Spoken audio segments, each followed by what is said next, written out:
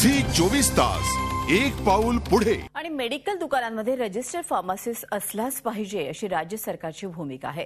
त्यामुळे मुंबईसह राज्यातल्या अनेक मेडिकल दुकानांवर कारवाई करण्यात आली आहे। तर शेकडो मेडिकल ओनर्सनी त्यांची दुकानं बंद केली आहेत। या संदर्भात आमचे प्रतिनिधी अजित मांढरे यांनी अन्न आणि प्रशासन मंत्री सतेज पाटील यांच्याशी बातचीत केली।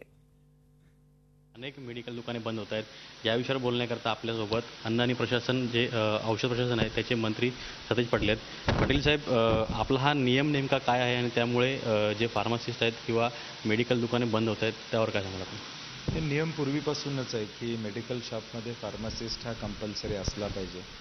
आपण राज्यामध्ये जवळजवळ 47,000 दुकानांच्या तपासण्या केल्या आणि त्यामध्ये अनेकांच्या ठिकाणी परमनंट फार्मासिस्ट हा आढळून आला नाही आणि त्यावर सस्पेन्शनच्या कारवाई, काही दुकानं 2-3 महिने बंद करण्याच्या कारवाई आपण केलेल्या आहेत। त्याचबरोबर फार्मासिस्ट इथं उपलब्ध व्हावा या दृष्टीनं देखील त्यांनी प्रयत्न करावेत या पद्धतीच्या सूचना दिलेल्या आहेत। सरकारची भूमिका करेल, अनेक बैठका झालेल्या आहेत मेडिकल असोसिएशनबरोबरती, आता पुढची भूमिका करेल।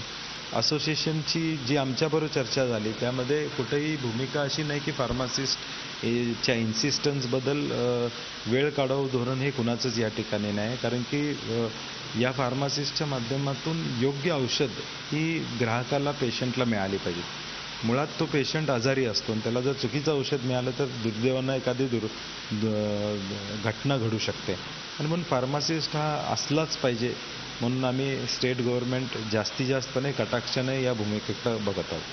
जो जुना नियम आहे तोच पुन्हा कठोर करून मेडिकलमध्ये रजिस्टर्ड फार्मासिस्ट असला पाहिजे अशी राज्य सरकारने भूमिका घेतलेली आहे। तर दुसरीकडे फार्मासिस्ट कमी आहेत आणि त्यांचे जे फार्मासिस्ट अवेलेबल आहेत त्यांची जी अव्वाच्या सव्वा पैशांची मागणी आहे, त्यामुळे इकडे आर आणि तिकडे वीर अशी मेडिकल ज्यांचे ओनर्स आहेत त्यांची आता जी परिस्थिती झालेली आहे। पुढे जाण्यास प्रकाशचा अजित मांढरे, झी मीडिया, मुंबई।